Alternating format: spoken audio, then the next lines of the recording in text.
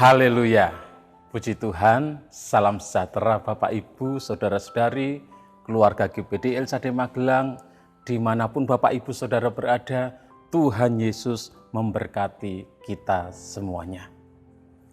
Puji Tuhan, hari ini kita akan bersama-sama kembali belajar firman Tuhan. Dan firman Tuhan saya ambil dari kitab Ayub pasal 31. Kitab Ayub pasal 31, saya akan membacakan ayat yang kelima dan 6. Demikian bunyi firman Tuhan. Jikalau aku bergaul dengan dusta, atau kakiku cepat melangkah ke tipu daya, biarlah aku ditimbang di atas neraca yang teliti, maka Allah akan mengetahui bahwa aku tidak bersalah. Puji Tuhan, renungan firman Tuhan hari ini saya beri tema hidup murni di hadapan Allah. Hidup murni di hadapan Allah. Dalam Ayub pasal yang ke-31 ini bagaikan di dalam sebuah persidangan di mana Ayub mengajukan pembelaannya yang terakhir.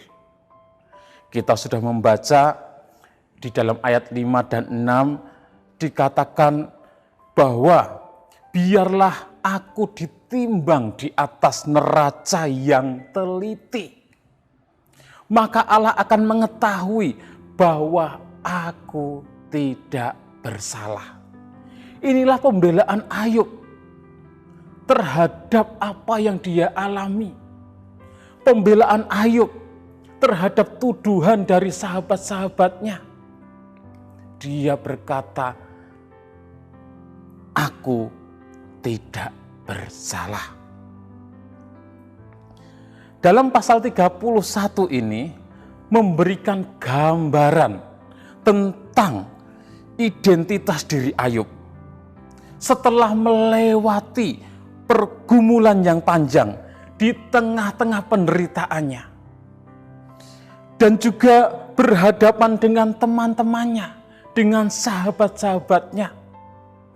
Elifas orang Teman, Bildad orang Soah, dan Sofar orang Naamah. Dan teman-temannya bukannya menghibur Ayub di dalam penderitaannya, tetapi teman-temannya malah menambah kesusahan hati Ayub. Karena teman-temannya menghakimi Ayub. Teman-temannya menuduh Ayub telah melakukan kejahatan. Dalam Ayub pasal 31 ini, Ayub dengan jelas membela dirinya terhadap berbagai macam kejahatan yang dituduhkan oleh sahabatnya kepadanya. Kalau kita membaca dalam Ayub pasal yang ke-22, di sana di mana dituliskan Elifas menuduh Ayub melakukan kejahatan yang besar. Elifas menuduh Ayub melakukan dosa yang besar. Elifas menyodorkan berbagai macam perbuatan jahat yang dituduhkan kepada Ayub. Saya akan membacakan di dalam Ayub pasal 22 ayat 4 dan 5. Di sana dikatakan, Ayub 22 ayat 4 dan 5. Apakah karena takutmu akan Allah, maka engkau dihukumnya dan dibawanya ke pengadilan? Bukankah kejahatanmu besar dan kesalahanmu tidak berkesudahan? Inilah tuduhan Elifas kepada Ayub.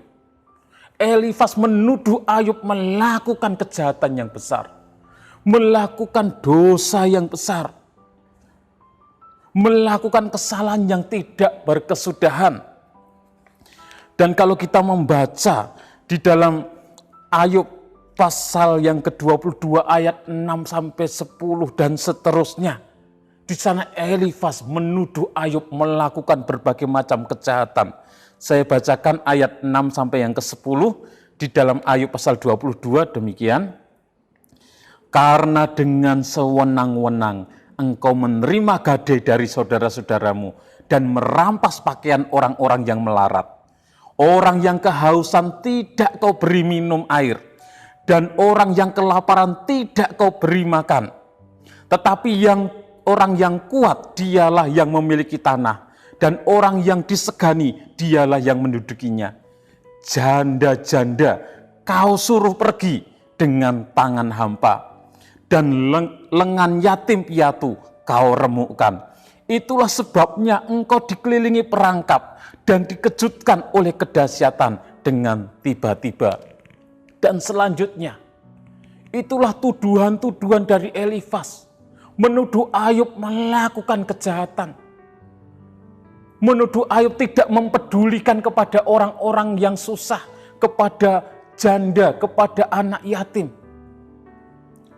Sehingga di dalam pasal 31, Ayub mengadakan pembelaan yang terakhir.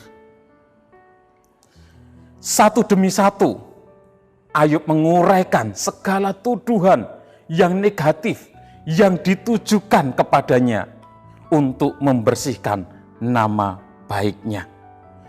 Dalam Ayub pasal 31 ayat 7 sampai ayat yang ke-40, di sana Ayub menguraikan segala tuduhan negatif yang ditujukan kepadanya. Ayub mengadakan pembelaan atas tuduhan-tuduhan yang diberikan kepadanya.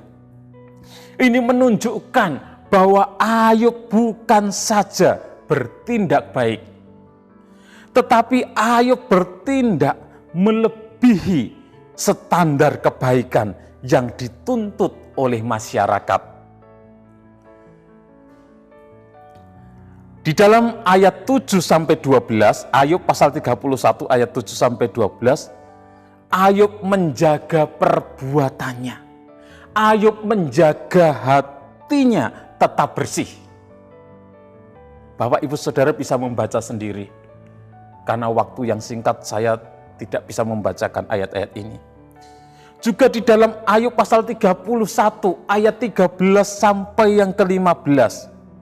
Ayub tidak mengabaikan apa yang menjadi hak budaknya. Di dalam Ayub pasal 31 ayat 16 sampai 23, Ayub mempedulikan anak yatim. Ayub mempedulikan janda-janda. Ayub mempedulikan orang-orang miskin. Ayub mempedulikan orang-orang yang membutuhkan pertolongan. Jadi ini merupakan pembelaan Ayub terhadap tuduhan-tuduhan yang dilontarkan oleh teman-temannya. Jadi Ayub tidak melakukan kejahatan. Bapak Ibu Saudara yang dikasihi oleh Tuhan, dan kita pun tahu, karena kita sudah membaca, kita pernah membaca kitab Ayub, dari pasal 1 sampai pasal 42, dari awal sampai akhir, Ayub mengalami penderitaan. Bukan karena Ayub melakukan kejahatan, bukan karena Ayub melakukan dosa. Ayub adalah seorang yang hidup benar di hadapan Tuhan. Ayub seorang yang jujur, seorang yang menjauhi kejahatan. Ayub seorang yang hidup takut akan Allah. Dan Allah sendiri yang menyatakan hal itu, mengakui bahwa Ayub adalah seorang yang hidup benar.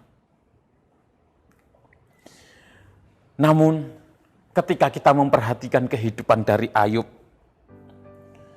ternyata orang yang baik pun, orang yang hidup benar pun, orang yang hidup takut akan Allah pun bisa hidup menderita.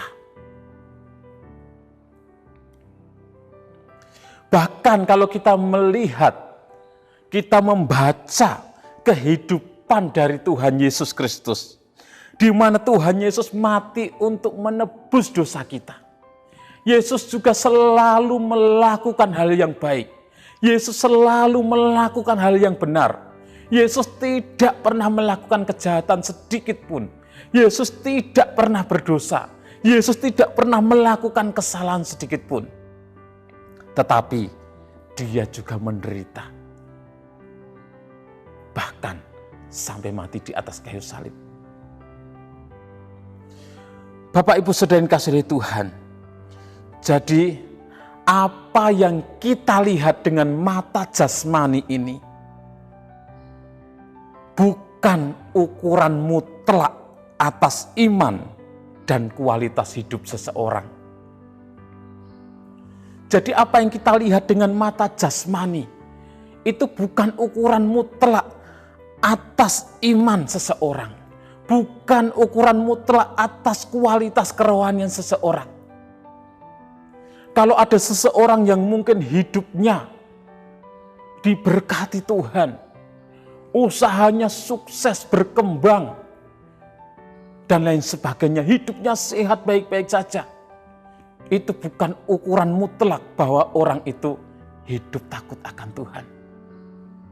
Begitu juga sebaliknya.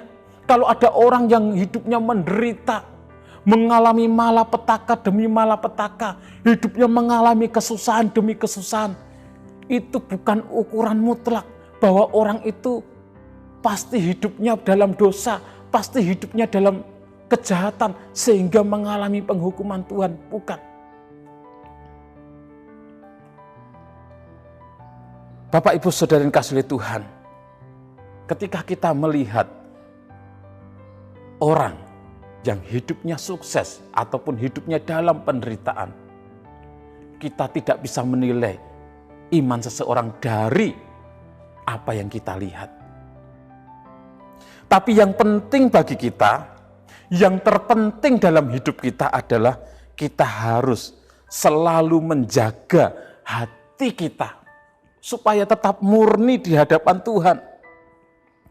Walaupun kehidupan yang kita alami tidak sebaik yang kita harapkan. Tentu semua kita mengharapkan yang baik dalam hidup kita.